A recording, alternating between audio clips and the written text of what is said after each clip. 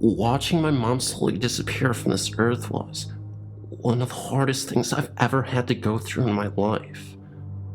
All the sleepless nights spent by her bedside, reassuring her that my love for her would never die, even though she was in the process of it.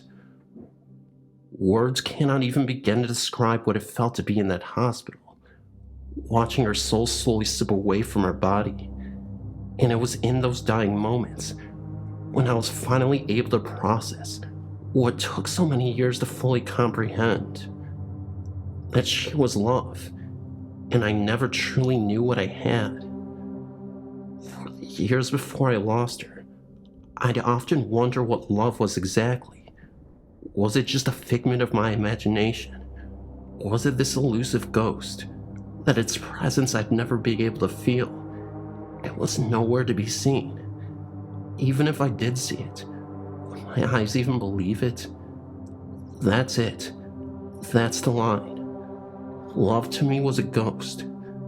I'd always hear stories of it. Those who have sworn they felt it. But did it really exist?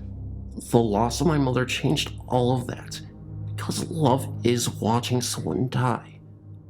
Now, don't get me wrong, I'm not a scholar or a teacher.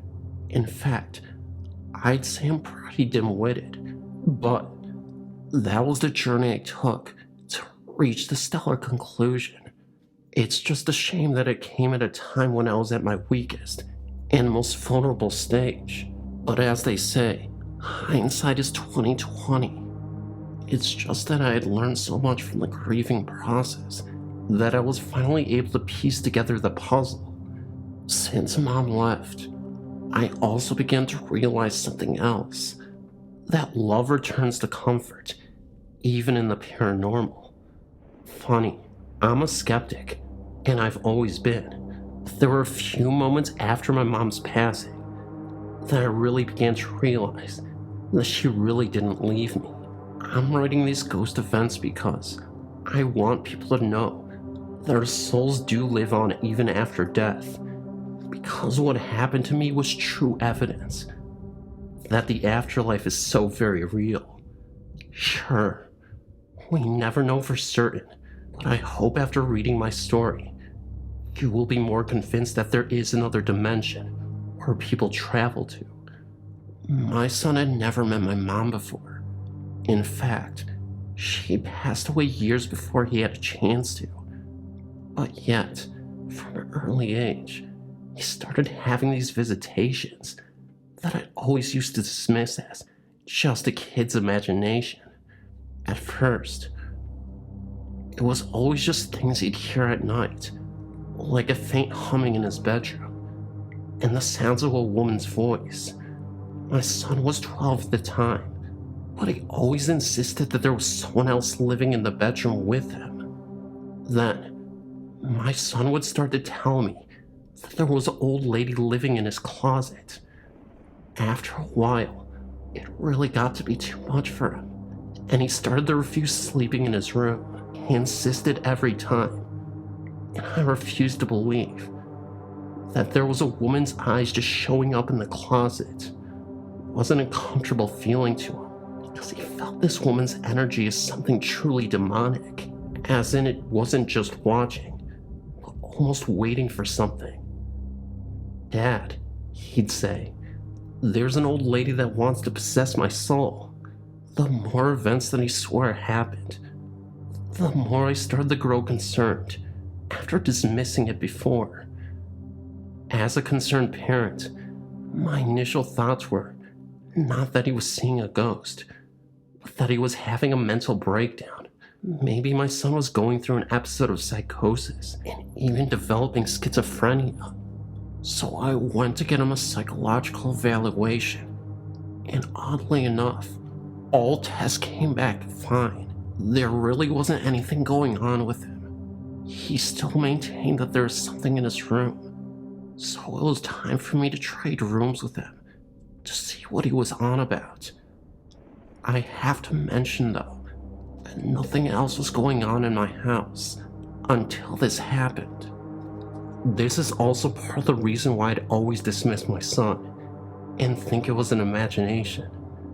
Kids generally have imaginary friends, or sometimes tell stories for attention. But at the age of 12, I honestly genuinely thought so.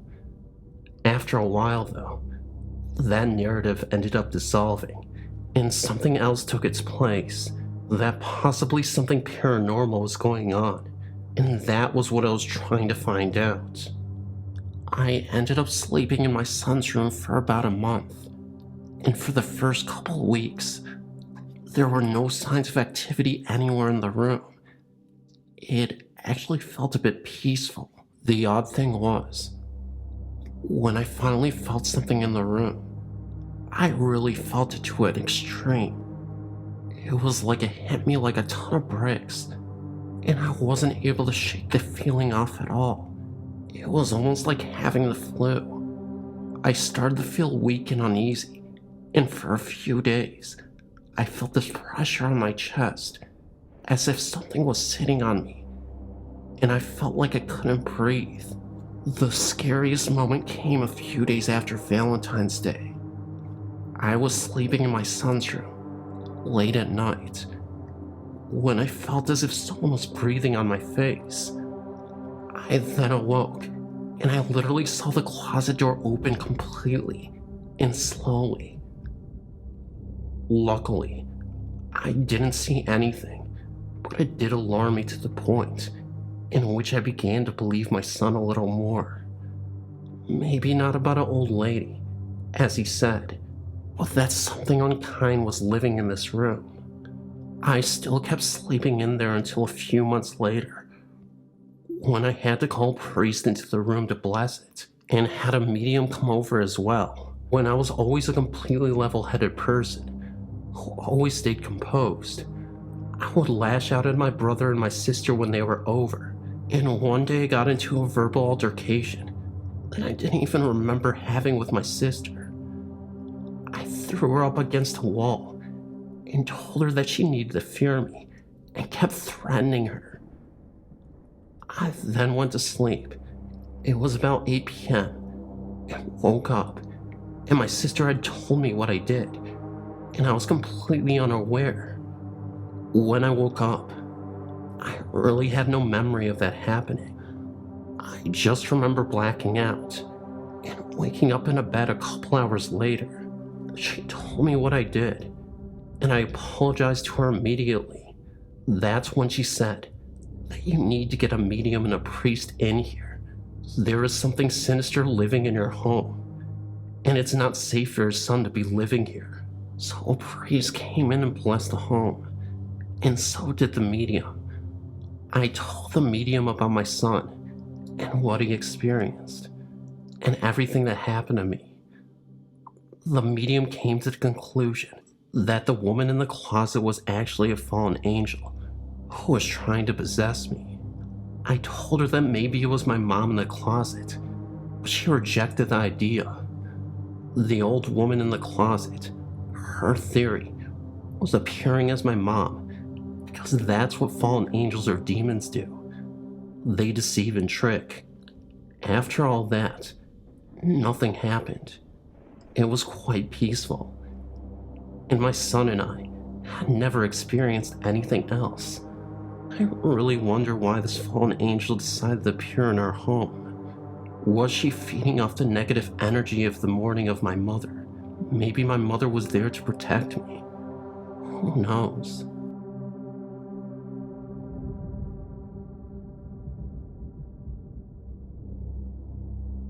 The stories I'm about to tell you are pretty creepy. It's about fallen angels. To me, fallen angels are more like demons, who were originally rejected from heaven, or sent down to create havoc and chaos for those who are vulnerable and easy to manipulate. They are a category of ghosts that I believe are quite possibly the scariest form you could ever encounter. You may find this hard to believe, but I will tell you anyway, because quite frankly, I don't give a dang who doesn't believe me. It was when I used to work third shift at a grocery store, stocking items overnight. And oftentimes, I'd take the back roads home and would often pass by the old wooden bridge that dates back years and years. This happened in Minnesota. I can remember that it was snowing extremely hard that night, and I had just gotten into a pretty bad argument with my now ex-girlfriend. I was supposed to stay the night at her house just to call off for work, because the roads were terrible. I went to her house just before it started snowing really hard to take back some items that I had left there. I wasn't about to stay with her after a couple days, because a couple days ago, she had cheated on me, but she insisted that I just spend the night and try to forget what happened, which I think is ridiculous, but it is what it is. So I take off to go home. The blizzard was just getting bad at this point, and I had trouble driving through it, especially on these dirt roads, but I was doing the best I could. At this point, there isn't a soul within miles, literally driving on the road, with the bridge that doesn't have anything around. No stores, buildings, homes, etc. Literally just an open country road, and it just kept snowing and snowing. I have my brights focused on the road, and that's when I see two young men just standing in front of the road, staring at my car from afar. I mean, this made no sense, because again, as I said, there was nothing around them at all for them to even be there. No other cars present, no shops, buildings, etc. There was just that bridge behind me, and an open road. Even though it was snowing, it did seem like they were solid people to me. Well, anyway, I start to get really scared. I was thinking that maybe these two young men were going to try and ambush me. So even though it was snowing like crazy, I ended up slamming on the gas and driving right past them. I was thinking that they wouldn't want to get hit by the car, so they would move away immediately. So I pushed the gas forward, knowing how dangerous it already is with the road. And I'm going faster, and they aren't moving. So I'm driving, and I ended up driving through them. They did not move out of the way, and I pulled over for a second after that, looked behind me, maybe thinking for a split second that maybe I did hit them, and I saw absolutely no one. They were gone. It happened so quick, and there was no evidence at all that they were even there. I tried to check if there were any footprints, but I looked around, and I couldn't find any at all. Either way, I wasn't going to stay around longer on the road to see if they could come back, so I ended up driving off.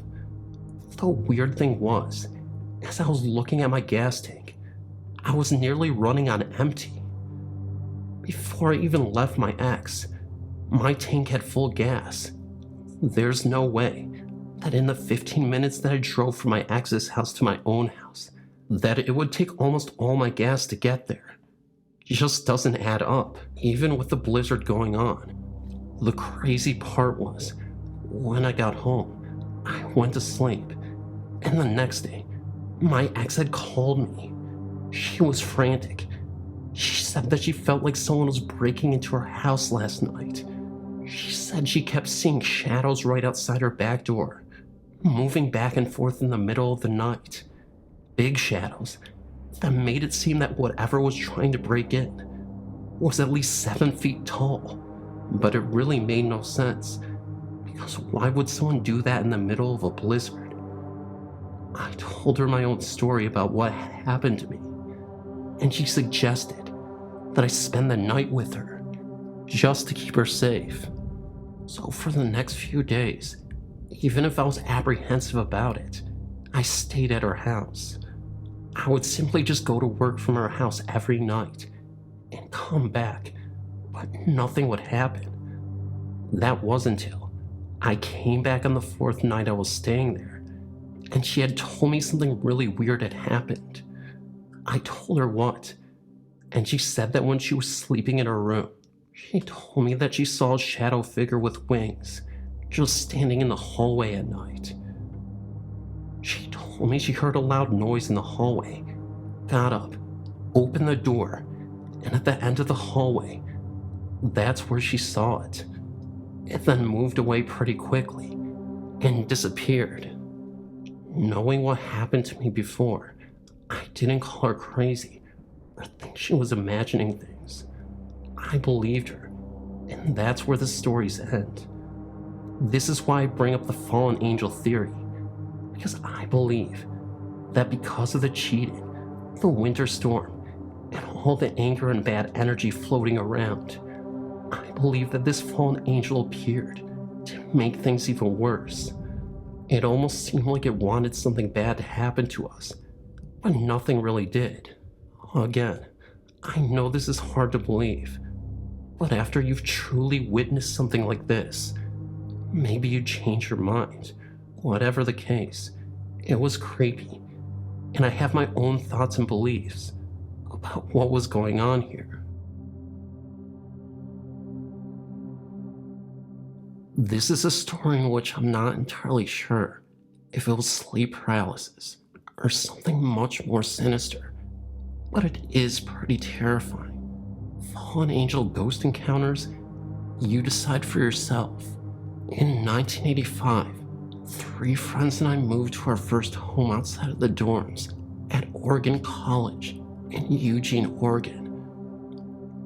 We had found a great duplex. It was close to school, roomy, comfortable, and best of all, it was cheap. The house was older.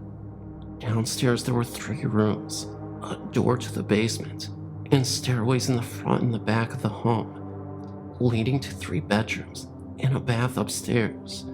Immediately we noticed that the place was eerie, especially the basement and the back stairway. We kept the basement door locked. The problems began immediately. Many mornings, we woke to find the previously locked basement door open. The back stairwell was terrifying. Some of us took to walking down the stairway sideways because we felt that somebody was going to push us down. There was a frequent, very cold spot at the top of the stairwell, although there was no windows nearby, and the darkness at the top of the stairs felt downright malicious. Whatever resided there seemed to strongly dislike the woman in our household. Light shades from ceiling fixtures have come crashing down a few times when she was around, but it wouldn't ever happen to us. After each time this happened, we tightened the rest of the fixtures, only to have it happen again a few weeks later. Another time she had to go down to the basement. And when she was going down there, she heard a very deep groan coming out of nowhere. She called out, just to make sure there wasn't anyone down there. That's when we asked her if she was okay, and realized we were all upstairs. She swore that she heard a really aggressive groan there. Another time, and this only happened to her, she awoke to a black mass choking her in the middle of the night. She woke up, and it was gone, disappeared, nowhere to be found at all. It just didn't make much sense at all. She even had a dream where 2 angels were fighting with each other. One was completely dressed in black, and the other was light. She told us it was a quick dream, and she woke up immediately, but that really affected her. Over time, we stopped spending any time alone in the home because of the constant feeling of being watched or followed. Friends stopped coming over. One even refused to even come onto the front porch because the house frightened him so much. I slept in the front room upstairs. It was the brightest room in the home, but it wasn't fear of the fear that the rest of the house seemed to generate. I began to suffer from my terrors. Was it the stress of school? I wondered, or the energy of the place? As I fell asleep, I saw either spiders or a severed hand scudding across my bed towards me. frightening me so badly, I jump out of bed screaming. I couldn't bear the night terrors.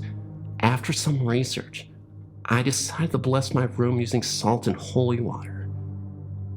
I told the spirits that the house was theirs, but the room was mine. I kept a line of salt across my threshold at all times. Perhaps it was a placebo, but the night terrors never happened after the blessing. But from time to time at night, I'd glance up from my studies. He stood right at the door, looking into my room. I could see a hat, a jawline, shoulders and chest. I'm talking about this ghost. To me, it didn't feel particularly sentient, and I could often gather the fortitude to close the door in his missing face.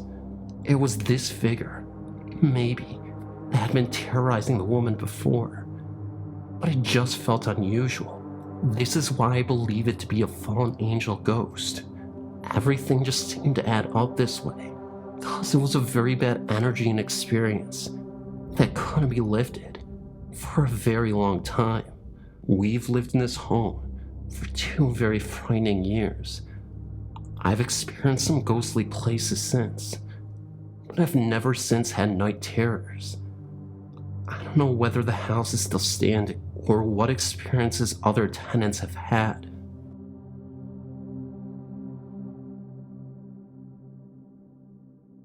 Hi, I live in Worcester, Massachusetts. My house was originally built by my grandparents, where there used to be dirt roads and farms all over the place, way back in the day.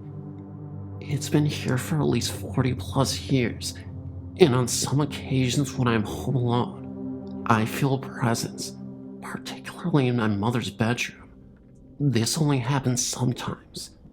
One of the scariest moments came after playing with a Ouija board with my little brother there. I remember we were curious to see if our grandparents were still with us, and since I was a big believer in ghosts, I wanted to see more signs of the afterlife. We were playing, and the letters spelled out evil and angel every time if we asked if something was there. It simply terrified the both of us, but we still wanted to find out more. I remember also getting a spirit box, those really old Japanese recorders, and every time we'd record in that room, and this only happened in this room, you'd hear a very loud growl. We would ask, "Who are you?" And even another time, I'd get a voice saying evil angel. It was spooky to hear spelled out on the Ouija board and heard on the spirit recorder. One night, my mother was reading, and no one else was in the room, and she heard a voice whisper, "Kathy." She came into my bedroom and thought it was me, but I was on the computer. I don't know if anyone passing away in this home to my knowledge, but sometimes I feel watched in my own home. It's very weird. We were starting to put the pieces together, that this could be a fallen angel or a demon. I have this weird shed in my backyard that hasn't been used in years. It's located in the woods over a stone wall, and whenever I just walk in there, even during the day, I feel a presence that warns me to go away from there. This happens when I step over the stone wall and into the woods. I automatically feel like I shouldn't be here, or to go away. One night in the fall, I stood right near the stone wall listening, and I swear I could hear someone walking in the leaves very slowly. And sometimes, I feel a very chilling cold wind, sometimes when I'm walking in that woods. Of course, I've felt presences like that before. I've also driven slowly past a road nearby, and I felt a strong presence of something when I was just driving by, like I shouldn't be there. It's a weird dirt road, and the street sign is scratched out. It's very strange. Some of my family has reported driving down the road and seeing dark shadows dart across it, before disappearing quickly into the woods. Come to think of it, That road in my house has always just felt like some sort of negative presence was always there. But at the same time, there was still this comfort. Like whatever was going on was in constant conflict between good and evil. Maybe I'm just projecting because of the events that happened to us, but it still felt like something that was really going on. I've also experienced seeing the orb phenomenon, and it only happens in some places outside or inside my home. When I take a picture with my smartphone, I know it's easy to fake photos, especially in this day and age. But the orb photos are insane, and it gives me further proof that something does live here. At my friend's house up the street deep in her backyard, there is a well. One time she swore to me that she saw the head of an old man peeking out from the well, though I can't confirm this because it didn't happen to me. I don't think my friend has any reason to lie, so if she saw something like that, I'm inclined to believe it. Just wonder why though. Why the well, out of all places? If there was a ghost, why would it be hanging out there? Or maybe, as I said, it goes back to being a fallen angel or a demon. Well, it turns out, we did find out that years ago in the 19th century, a kid had fallen down the well and perished.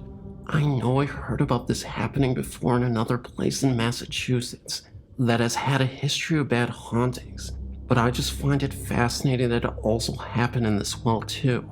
Maybe this stuff happened a lot back then. Either way, I hope you enjoyed the story. None of this was fabricated, and I hate having to say this because I wish I could just tell this story without people always doubting. But I do understand that it's super easy to lie about these types of things. Rest assured, this is all true. If you choose not to believe, it's your choice. Please, I say please, leave a comment below and let me know which stories you like the most. Please share the video and comment. Oh wait, I already said that, so I don't need to say it again. But comment and do all those things. Say poop in the comments below. That way I know you got to the end of the video. Anyway guys, love you guys, and I am out.